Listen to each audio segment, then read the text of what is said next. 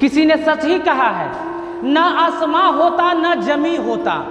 किसी ने सच ही कहा है, न आसमां होता न जमी होता अगर संसार में माँ न होती। वास्तव में हम माँ की कहानी किस शब्दों से बखान करें, यह हमारे पास शब्द ही नहीं बचा हुआ रहता है। संसार में वैसे लोग खुशनसीब होते हैं जिनके पास में माँ होते हैं।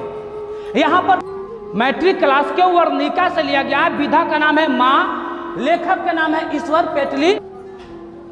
यहाँ पर इसमें मंगू है और उसकी माँ है। मंगू जो कि बचपन से ही अपाहिज, विवश, लाचार, जो शरीर से प्राकृतिक मार से चोट खाकर वह गंभीर हालात में टूट चुकी होती है। मंगू बचपन से ही गंभीर हालात में टूट चुकी होती है, लेकिन इसके बाद भी मंगू की माँ मंगू को अपने सीने से लगाकर रखती है, यह सोचकर कि इसे अगर हम छोड़ेंगे तो इसे धूप लगेगा, बरसात लगेगा, आंधी लगेगा, तूफान लगेगा, संसार में ऐसा कोई नहीं कर सकता है वह सिवाय माँ की। मंगू का जब जन्म होता है तो जन्म से ही वह कम सुनती है, ना कि बराबर सुनती है और अपाहिज रहती है।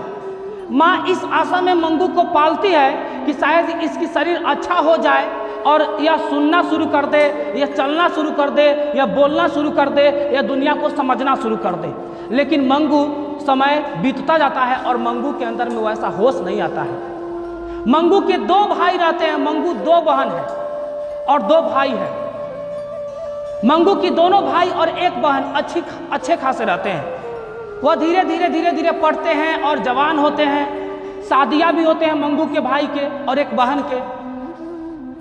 दोनों भाई शहर में जाकर कमाने लगते हैं, पैसा एकजुट करने लगते हैं और मंगू बेचारी जो कि दर्द से पीड़ित होकर कराहती रहती है और उनकी माँ उस दर्द को मुस्कुराते हुए झेलती हुई रहती है।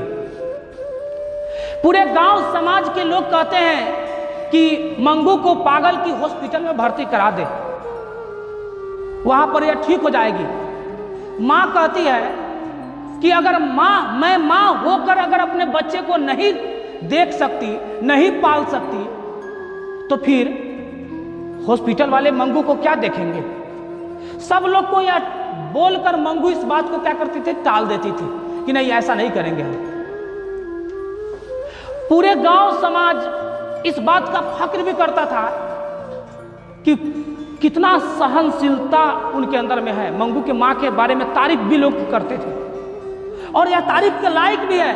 हम कह रहे हैं ना कि दुनिया में जितने भी शब्द है उस सब शब्द से शक्तिशाली शब्द अगर कोई है तो मां से शक्तिशाली कोई योद्धा हो ही नहीं सकता है।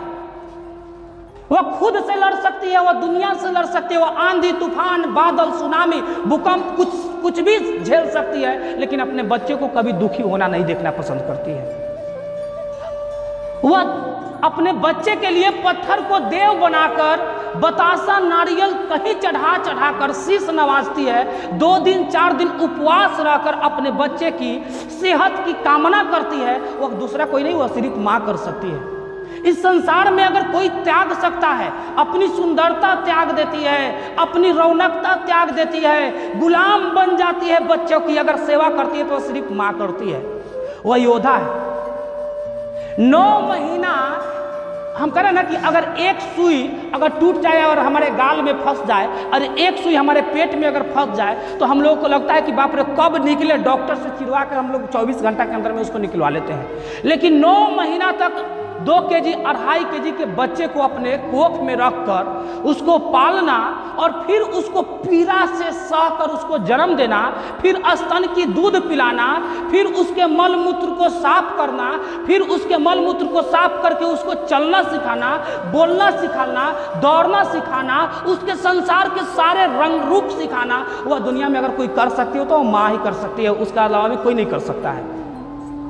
अगर आप सोच रहे हैं कि दुनिया में हम भी कर सकते हैं, हम पिता हम भी कर सकते हैं, बेशक पिता फर्ज होते हैं।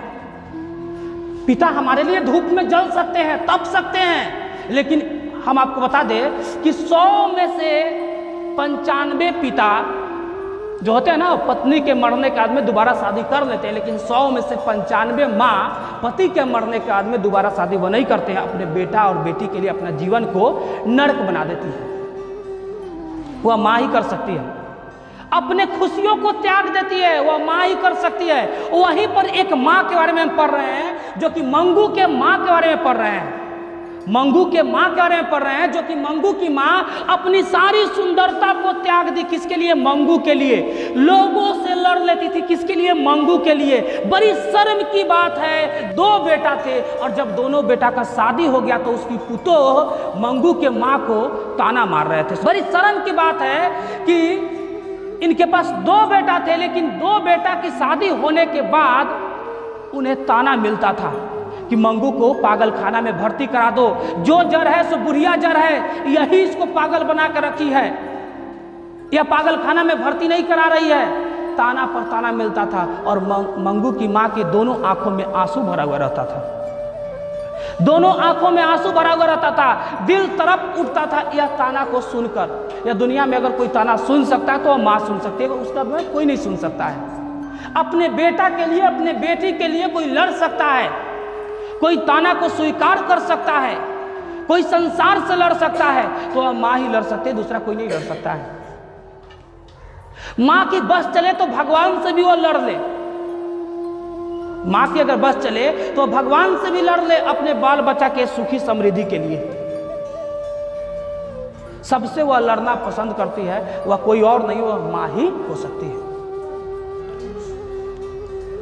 जब भी कोई मंगू के बारे में अगर कोई भी कुछ बोलता कि मंगू पागल है, मंगू ऐसे है, मंगू ऐसे है, तो मंगू की माँ की आंखें क्या होता था? भर जाता था, यह सोचकर कि यह पागल नहीं है। मंगू की माँ का कभी दिल नहीं मानता था कि मंगू क्या है? पागल है। तो आप साफ साफ शब्दों में जान लीजिए, समझ लीजिए कि भाई बहन छोड़ सकते हैं, रिश्ते नाते तोड़ सकते हैं, रिश्ते नाते वक्त के साथ आपको छोड़ सकते हैं, भाई बहन छोड़ सकते हैं, पिता आपको भुला सकते हैं, संसार के हर रिश्ता आपको भुला सकता है वक्त के साथ में, लेकिन दुनिया में एक माँ होती है जो आपको कभी नहीं भुला सकती है। हम आपको गारंटी देते हैं। आप जवान रहिए, आप बच्चा रहिए, आप बूढ़ा रहिए, आप जिस हालात में रहिए, आपको कभी भी माँ अपने बच्चा के जैसा आपको गोद में सुलाकर आपको सर को सहलाएगी। माने माँ कभी भूल ही नहीं सकती है। संसार के सारे रिश्ते आपको ठुकरा सकते हैं, संसार के सारे रिश्ते स्वार्थ के लिए बनते हैं, संसार के सारे रिश्ते स्वार्थ के लिए बनते हैं। एकलौता माँ ही है जो स्वार्थ के लिए नहीं बनी हुई है, उसमें थोड़ा सा भी स्वार्थ नहीं है। कोई आदमी अगर बाहर कमाता है ना तो उसकी बीवी बोलती है कि बचाना है, बचाना है, बचाना है, और बेटा बोलता है कुछ लाना है, कुछ लाना है, कुछ लाना है। बाप बोलता है कुछ भेजो, कुछ भेजो, कुछ भेजो, लेकिन माँ बोलती है कुछ खाओ, कुछ खाओ, कुछ खाओ, सेहत कमजोर मत करना, कुछ खाओ, कुछ खाओ। माने माँ के शब्दों में सिर्फ बेटा की सेहत पे निर्भर है। माने माँ को बेटा के ऊपर निर्भर रहता है कि मेरा बेटा दुबरा ना जाए, मेरे बेटे का चेहरा झुलस ना जाए, मेरा बेटा सलमान खान है। हर माँ अपने बेटा को सलमान खान से कम नहीं समझता है, स्टार समझता है। माँ के सामने में बेटा काला हो, बेटा गोरा हो, बेटा नाटा हो, बेटा चकैठा हो, बेटा छोटा हो, बेटा का मुंह जैसा भी हो, लेकिन माँ के सामने में बेटा हीरा है और बेटा हीरो है। हीरो और हीरा से कम नहीं है। माँ के सामने में बेटा बेटी हीरो और हीरोइन से थोड़ा सा भी कम नहीं है। माँ जन्नत होती है, माँ जन्नत की नसीब होती है। कभी देखिएगा जब आपकी तबीयत खराब हो जाएगा ना, तो माँ आपके तकिया के समीप बैठकर आपके सिर को सहला सहला कर थपकियां दे देकर सुलाने की प्रयत्न करती है। वह दुनिया में कोई दूसरा हो ही नहीं सकता, वह माँ ही है। आज भी जवानी परिस्थिति में भी अगर किसी के बेटा का तबीयत खराब होता है ना, तो उसकी माँ उसके साथ में खड़ा होती है। पत्नी तुमको छोड़कर भाग सकते हैं किसी के दूसरे के साथ में, अगर आप पैसा नहीं कमाइए और आपकी सेहत कमजोर रहे तो आपकी पत्नी, कितना लोग होता है पेपर में भी सुनने को मिलता है, कि फलना की पत्नी छोड़कर भागा, दूसरे से शादी कर लिया, सुनने के मिलेगा। कारण क्या है? क्योंकि उसकी सेहत कमजोर है, वह कमा नहीं सकता है, वह बीमारी से पीड़ित है। पत्नी छोड़ सकते हैं, बेटा तुमको लात मार सकता है, बेटी तुमको भुला सकता है, दुनिया का सारा रिश्ता तुमको भुला सकता है वक्त के साथ में, लेकिन माँ कभी भी वक्त के साथ में अपने बच्चे को नहीं भुलाती है। माँ कभी भी अपने बच्चे को वक्त के साथ में नहीं भुलाती है, क्योंकि माँ माँ होती है और माँ के स्थान दुनिया में कोई भी शब्द ले ही नहीं सकता है। और आज हम यह जो वर्णिका के द्वारा पढ़े हैं मंगू के बारे में, जो कि मंगू के जीवन इतना नर्क में कट रहा था, फिर भी उसकी माँ उसको त्यागा नहीं। इसीलिए हम कहते हैं कि ना आसमां होता ना जमी होता अगर संसार में मां न होती। अगर संसार में मां न होती तो ना आसमां होता ना जमी होता। कहा जाता है ना कि आप तीर्थ स्थल पर घूमते हैं, लेकिन मां के चरणों में ही चारों धाम है। जो अपने माँ की पहचान कर लिए, जो अपने माँ के मान प्रतिष्ठा इज्जत सम्मान कर लिए, उसे भगवान मिल गया। और जो माँ के मान प्रतिष्ठा इज्जत सम्मान नहीं किए, उसे भगवान कभी नहीं मिलेगा। किसी गायक ने गाया है, किसी गायक ने माँ के शब्दों को उच्चारण गायन के रूप में किया है। तू कितनी अच्छी है, तू कितनी भोली है, प्यारी प्यारी है ओ माँ, ओ माँ, ओ माँ, ओ माँ। तू कितनी अच्छी है, तू कितनी भोली है, प्यारी प्यारी है ओ माँ,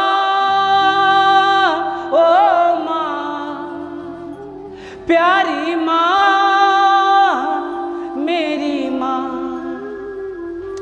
दुखन लागी है माँ तेरी अखिया, दुखन लागी है माँ तेरी अखिया, मेरे लिए जागी है तू सारी सारी रतिया, मेरे निंदिया पे अपनी निंदिया भी तूने वारी है ओ माँ, मेरी माँ, प्यारी माँ, भोली माँ, मेरी माँ, प्यारी माँ, भोली माँ, मेरी माँ। माँ भोली होती है, माँ बिल्कुल भोली होती है, माँ बिल्कुल भोली होती है। वह बच्चे की कड़वे बात को सुनकर हंसना मुस्कुराना उसको दिल पे नहीं लगाती है। माँ बिल्कुल भोली होती है, माँ बिल्कुल भोली होती है, इसमें कोई शक नहीं है, कोई सस्पिशन की बात नहीं है। माँ बिल्कुल भोली होती है, माँ भोली होती है। वह बच्चे के हर ताना को स्वीकार करके बच्चों के लिए दुआ मांगती है, वह माँ ही होती है। बच्चों की हर ताना को सहकर, बच्चे की गाली, बच्चों की मार, सबको सहकर भगवान से इस प्रार्थना करते हैं कि हे भगवान, मेरे सारी उम्र, मेरा बचा हुआ सारी उम्र मेरे बेटे को दे दे, मेरे बेटियों को दे दे, मेरे संतान को दे दे। माँ बिल्कुल भोली होती है, वह दुनिया में कोई नहीं ऐसा कर सकता, वह बिल्कुल ही माँ ही कर सकती है। माँ योद्धा होती है, माँ वह ताकतवर औलाद होती है जो दुनिया में उसका बराबरी कोई नहीं कर सकता है। मतलब माँ की बराबरी कोई कर ही नहीं सकता, बिल्कुल नहीं, कहीं से नहीं, किसी भी सूरत में नहीं, किसी भी हालत में नहीं, किसी भी परिस्थिति में नहीं। माँ की बराबरी कोई कर ही नहीं सकता, बिल्कुल नहीं कर सकता है।